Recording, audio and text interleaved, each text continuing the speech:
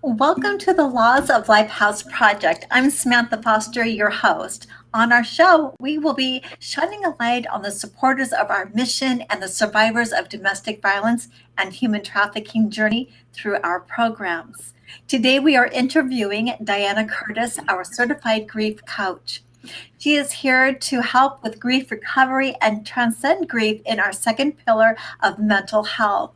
Welcome, Diana, and thank you for being here with us and being a part of our mission at the Lifehouse Project. Thank you, Samantha. I am so happy to be here. So tell us, Diana, when was your first experience with grief and what helped you through that experience? Wow, I love that question. So, when we grieve something, when we want something to be different, we grieve it, right? If we can't have it. And when we just see and experience our dreams, our hopes, and our expectations slipping away from us, we start to grieve it. There are tangible losses, there are intangible losses. So, my first encounter with grief was a tangible loss. So, imagine with me for just a few seconds a 3-year-old little girl who loses her mother and has no understanding of what's going on. No one is talking about her. She just left. So, because she didn't have any understanding, she made up her own story.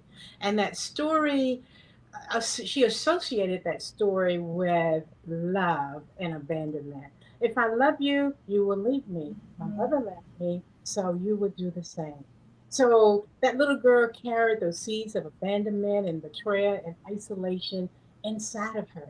And she harvested those seeds for decades and decades. Now, that little girl is me. And you're looking at me now. I'm so much better on the other side of that. Of course, I had other losses, including teenage pregnancy. And I had no idea how to be a mother. Why? Because I was unmothered. So that's my profound grief story. That's an amazing story, Diana. Thank you so much for sharing that.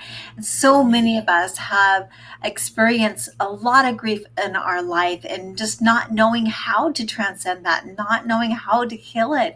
So I just want to thank you for bringing your expertise and your love to the Lifehouse Project to help us do that for our victims of domestic violence and human trafficking. So, why the Lifehouse Project, Diana? What was it about our mission that had you step up and say yes to coming in and not only supporting our mission, but to assist survivors of domestic violence and human trafficking in their personal healing journey? Well, you know what, Samantha? That was very easy for me. You asked, and it didn't take me more than a few seconds to realize in our conversation that the Lifehouse mission aligns perfectly with mine's at Coaching to the Heart.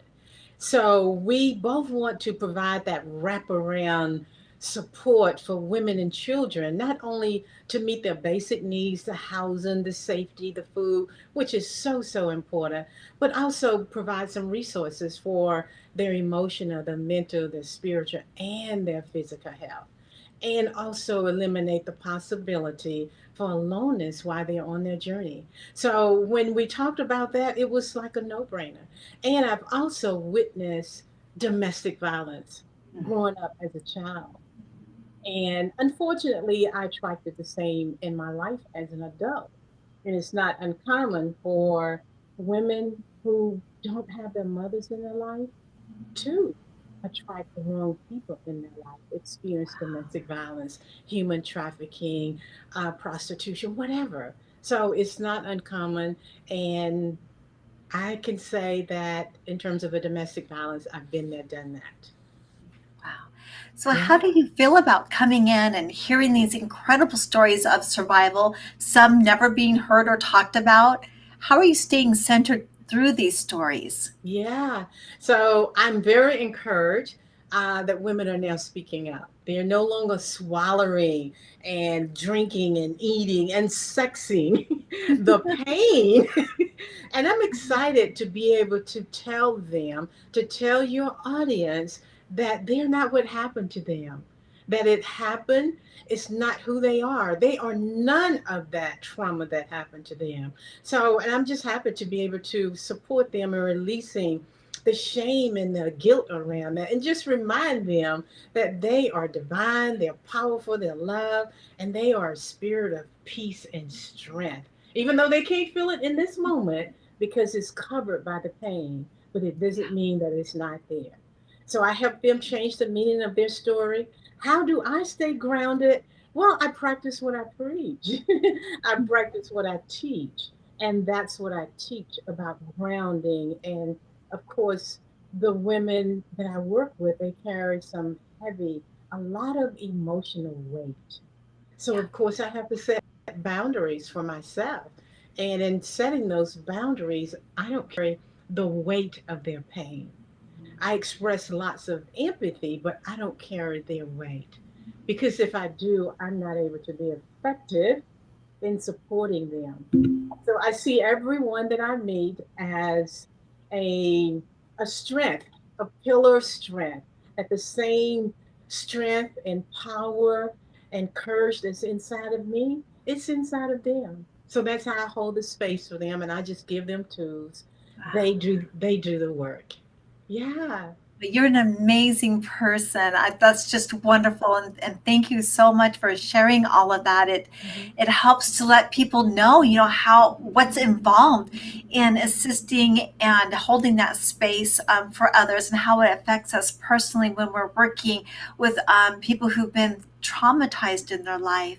So, can you tell us Yeah. just really brief about grief recovery and transcending grief?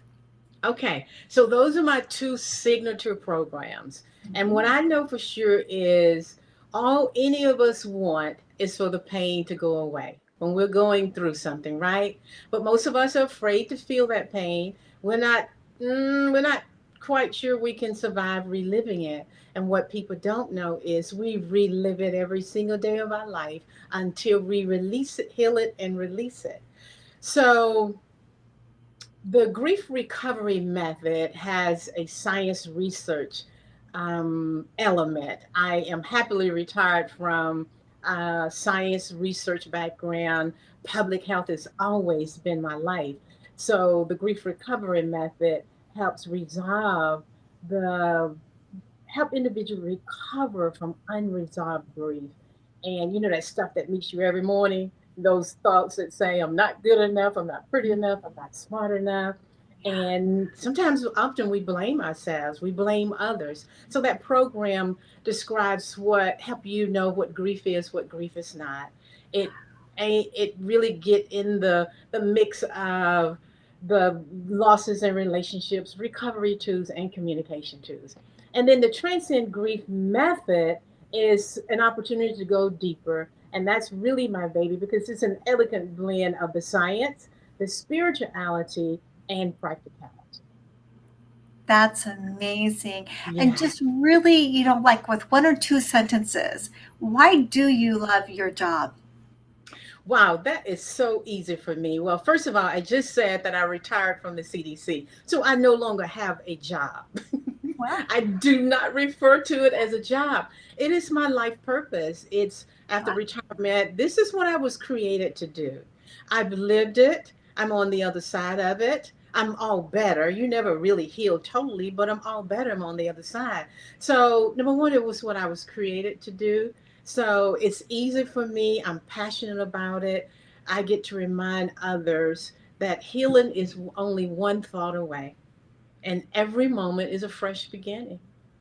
Wonderful. Well, Yeah. thank you so much for sharing it. And if you can just answer just really quick, because I know our time is about up, but Okay. I got a question here. How did Diana get connected with the Lifehouse project? Can you answer that like in just like one sentence? One I sentence. think I And found you. yeah, I met Samantha, and I said it earlier. Like, I don't know, 2 seconds into the conversation, I'm like, oh, we have so much in common. And it was a no brainer that this was for me. It was Oh, divinely orchestrated. Yes, it was. Yes, I have to agree with you. So thank you, Diana, for being with us today, for all the You're hard work and welcome. support you give the Lifehouse and our mission. We are grateful to have you part of our family, and we want to thank Blanca with the Laws of Life for her generous donation for 1 year's worth of airtime to the Lifehouse Project. And there's so many people I can thank right now, but I'll save those for another time because I could spend 20 minutes thanking everybody for being a part of the Lifehouse Project. So, thank you for listening in, commenting, and sharing our mission and movement. Be sure to tune in next week at 2 p.m. Eastern as we go behind the scenes and share a little bit about our spiritual health program with Karuna Huja, our director of the spiritual health programs, and our programs manager services. Have a beautiful weekend. Goodbye.